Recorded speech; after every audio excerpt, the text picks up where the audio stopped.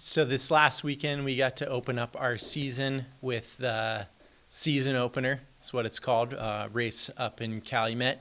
It was an awesome event put on by the Sweetown Trails Club. And this year, we were able to race against both Northern Michigan University, College of St. Scholastica as well. So it was a really good opportunity for us to just gauge where we're at as a team in respect to our strong CCSA competition. And I was really happy with where we were at as a team. You know, we came away, we got to team score the race weekend. We came away with a team win on both men's side, women's side, and overall. And you know, I think the student athletes, they really showed that they were ready to race in a lot of ways. They really tackled some fast, kind of crazy conditions. We had freezing rain that morning, so the snow was like crazy fast, especially for, you know, our UP natural snow.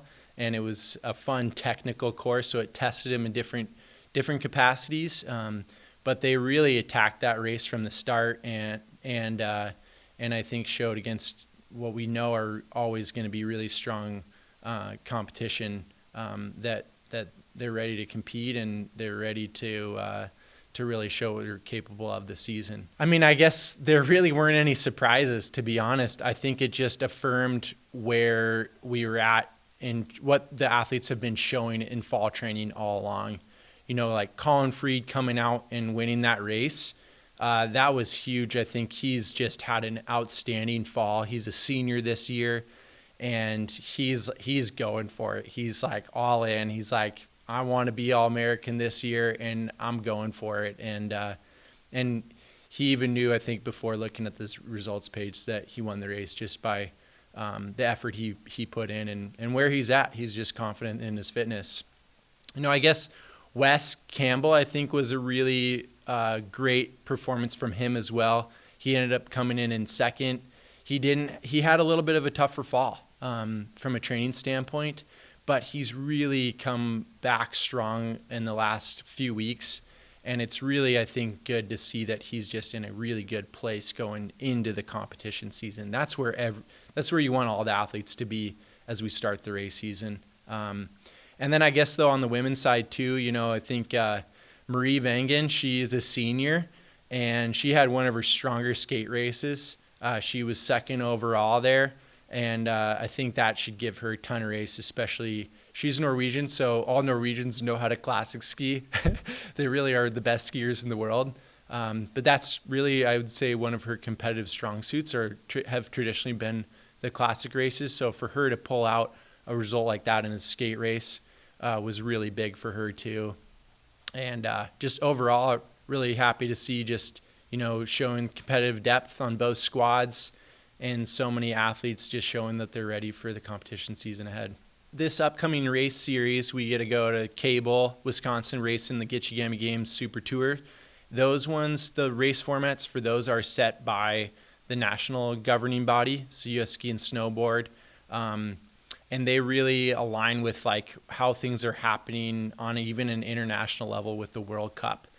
So they try to balance the race formats across those different Super Tour events, and as well with alignment with, you know, different, what those races are qualifying athletes for on the World Cup, things like that.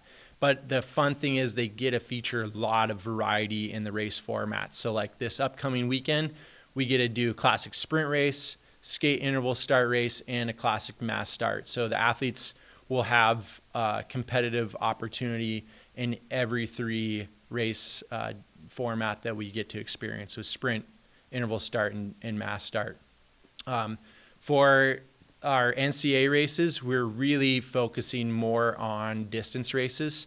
And the reality is we've been trying as a national coaching body to get NCAA skiing to get the NCAA to incorporate sprinting into our sport. But it hasn't happened yet. We're going to keep trying.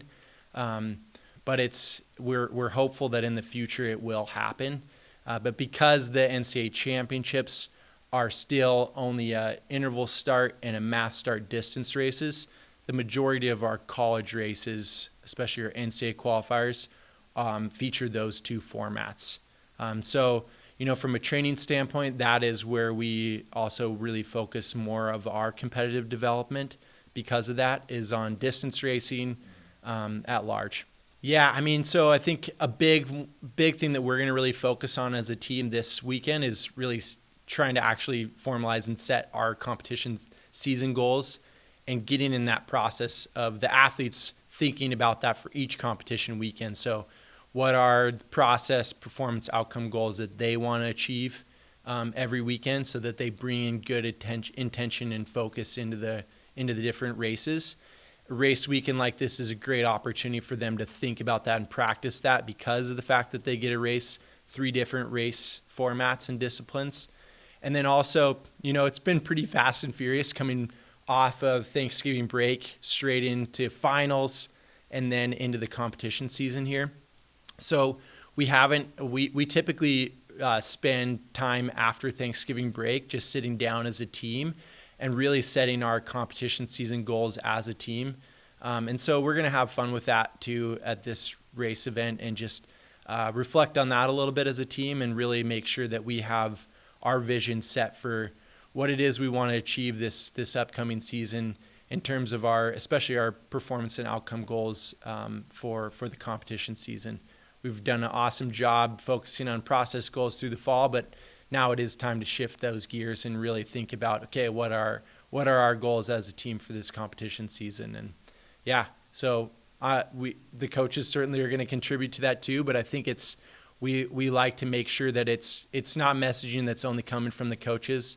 It's driven from all of us, from the entire team, and for the athletes to be a big part of that and really think about what they want to achieve personally as and as a team is really valuable because then it's empowering in terms of how they're going to go after those goals and into the season, thinking about it as goal attainment rather than setting.